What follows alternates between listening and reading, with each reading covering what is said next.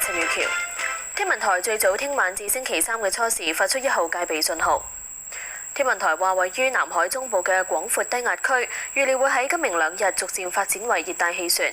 天文台將視乎佢嘅發展速度同進入本港800公里範圍嘅時間，最早喺星期2晚至星期3嘅初時發出1號戒備信號。預料嗰個熱帶氣旋喺今個星期嘅中後期大致移向廣東西部沿岸至海南島一帶。天文台會視乎佢同本港嘅距離同埋發展速度，評估係咪需要喺星期3稍後至星期4改發更高熱帶氣旋警告信號。